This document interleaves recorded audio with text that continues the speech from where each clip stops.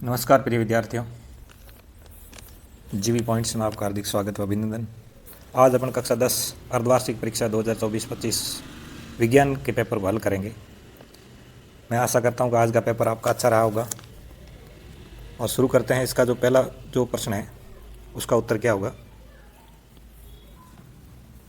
प्रश्न नंबर 1, निम्नलिखित बहुचयात्मक प्रश्नों के उत्तर लिखना है। जिसका पहला प्रश्न है, निम्न में से कौन आहार श्रृंखला का निर्माण करते हैं। तो ऑप्शन ए में लिखा घास, गेहूं, आम। ऑप्शन बी में लिखा हुआ है घास, बकरी, मानव। ऑप्शन सी में है बकरी, गाय, हाथी। ऑप्शन डी में है गाय, घास, मछली तथा बकरी। तो इसके अंदर जो आपका सही उत्तर होगा वो होगा ऑप्शन बी। ऑप्शन बी है वो इसका सही उत्तर होगा। प्रश्न नंबर 2, प्रश्न 2 को देख लेते हैं। लघुपतन के समय परिपथ में विद्युत धारा का मान क्या होता है। ऑप्शन ए बहुत कम हो जाता है।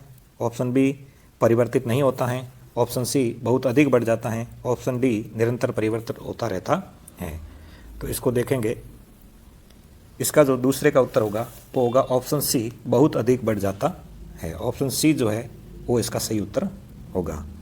प्रश्न नंबर 3,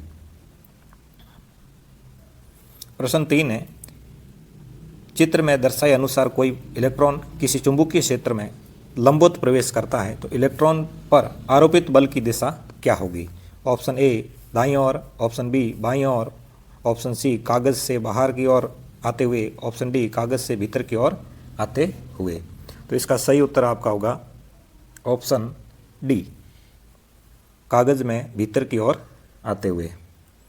अगला प्रश्न ऑब्जेक्टिव टाइप जो प्रश्न है उसमें चौथा प्रश्न रहेगा आपका, निम्नलिखित में से कौन सा पद है वो विद्युत परिपथ में विद्युत शक्ति को निरूपित नहीं करता है। तो इसके अंदर आपका जो ऑप्शन होगा वो बी है वो सही होगा। ऑप्शन बी है वो आपका इसमें सही है। प्रश्न नंबर 5,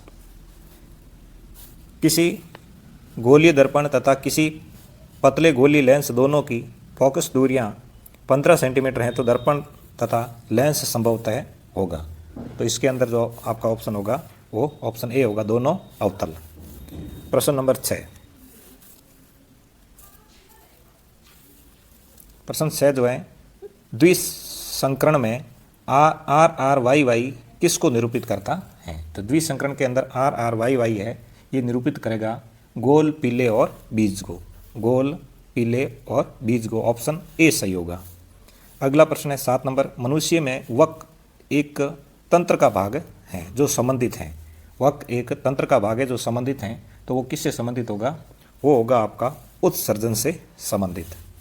प्रश्न नंबर 8, ब्यूटेनॉन एक चतुर कार्बन यौगिक है जिसका कार्यात्मक समूह होगा। जिसका कार्यात्मक समूह होगा। तो इसके अंदर जो आपका ऑप्शन सी है कीटोन वो सही होगा।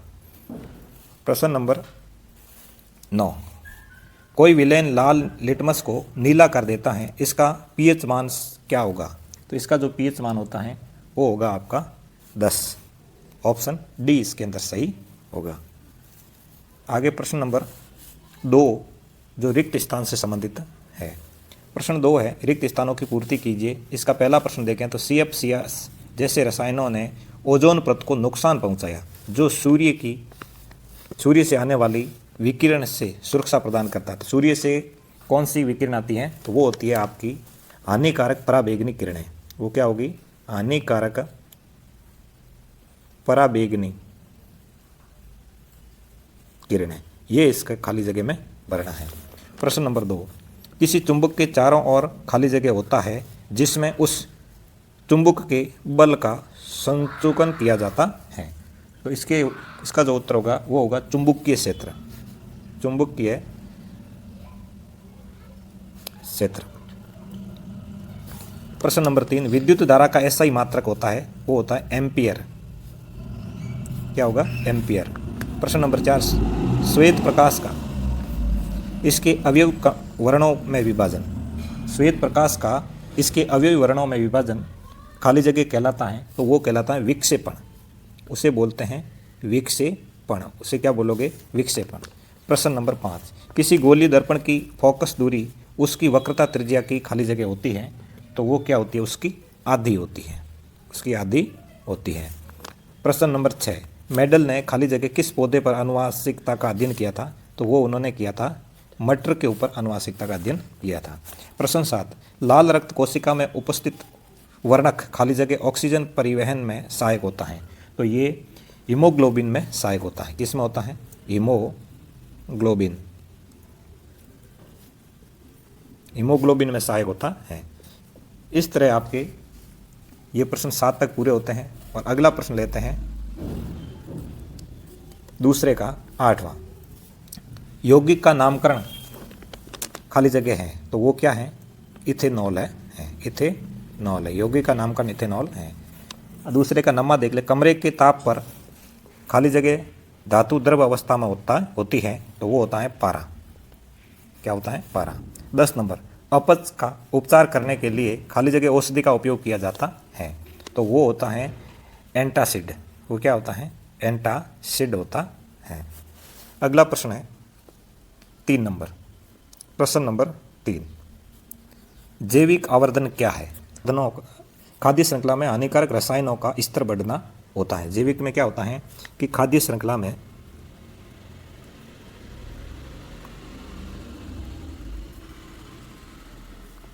हानिकारक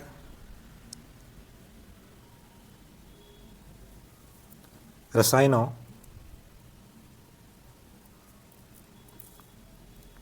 का स्तर बढ़ना, इसे बोलते हैं जैविक आवर्धन कहते हैं। प्रश्न नंबर 4, हमारे द्वारा उत्पादित अजैव निम्नीकरणीय कचरे से उत्पन्न होने वाली किसी एक समस्या का नाम बताइए। तो कचरे से उत्पन्न होने वाली जो समस्या है वो होती है, वो जो समस्या है वो है प्रदूषण। प्रदूषण से ये सब होता है तो इसका उत्तर होगा आपका प्रदूषण। प्रश्न नंबर 5, पांचवा जो प्रश्न है आपका, किसी चुंबकीय क्षेत्र में स्थित विद्युत धारावाही चालक पर आरोपित बल कब अधिकतम होता है? तो ये जो अधिकतम होता है जब चालक चुंबकीय क्षेत्र रेखाओं के लंबवत होता है। जब चालक, इसका उत्तर लिखोगे तो ये लिख सकते हो कि जब चालक चुंबकीय क्षेत्र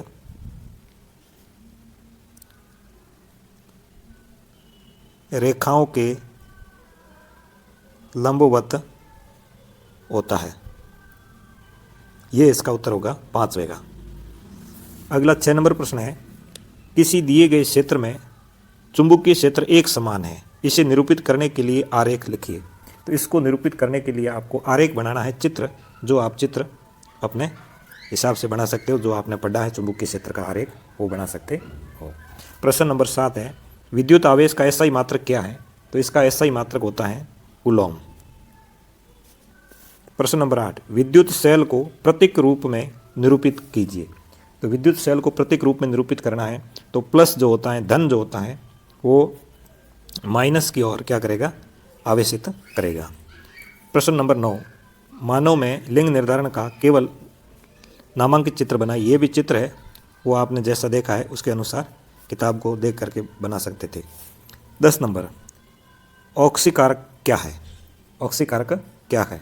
तो ऑक्सीकारक जो पदार्थ इलेक्ट्रॉन ग्रहण करते हैं वो ऑक्सीकारक होते हैं। जो पदार्थ इलेक्ट्रॉन ग्रहण करते हैं, इलेक्ट्रॉन ग्रहण करते हैं वो ऑक्सीकारक होते हैं। प्रश्न नंबर 11, जब कोई अम्ल किसी धातु के साथ अभिक्रिया करता है तो कौन सी गैस उत्पन्न होती है? तो वो होती है गैस आपकी हाइड्रोजन गैस, हाइड्रोजन गैस। प्रश्न नंबर 12, शुद्ध जल का पीएच मान कितना होता है? तो शुद्ध जल का जो पीएच मान होता है वो होता है आपका 7। अब आगे प्रश्न नंबर 13 को देख लेते हैं। 13 नंबर प्रश्न में क्या है, पीतल व तांबे के बर्तनों में दही व खट्टे पदार्थ क्यों नहीं रखने चाहिए? तो क्यों नहीं रखने चाहिए? क्योंकि ये अम्ल के साथ अभिक्रिया करके विषैले पदार्थ बनाते हैं। एक बार और सुन लीजिए, क्योंकि ये अम्ल के साथ अभिक्रिया करके विषैले पदार्थ बनाते हैं। प्रश्न नंबर 14, रासायनिक गुणधर्मों के आधार पर धातुओं और अधातुओं में विभेद कीजिए। तो इसका उत्तर है धातु इलेक्ट्रॉन को खोते हैं, जबकि अधातु जो होते हैं वो इलेक्ट्रॉन को ग्रहण करने का काम करते हैं। 14 का उत्तर एक बार फिर सुन लीजिएगा, धातु इलेक्ट्रॉन को खोते हैं जबकि अधातु इलेक्ट्रॉन ग्रहण करते हैं। 15 नंबर प्रश्न क्या था, कार्बन व उसके यौगिकों के उपयोग अधिकतर अनुप्रयोगों में ईंधन के रूप में क्यों किया जाता है। तो ये क्यों किया जाता है ऐसा, क्योंकि ये उच्च ऊष्मा जो होती हैं वो उत्पन्न करते हैं। प्रश्न नंबर 16, उसकी अनुदैर्घ्य काट का नामांकित चित्र बनाइए। अनुदैर्घ्य काट का चित्र है वो आपने देखा है किताबों में, उसके अनुसार बनाना है।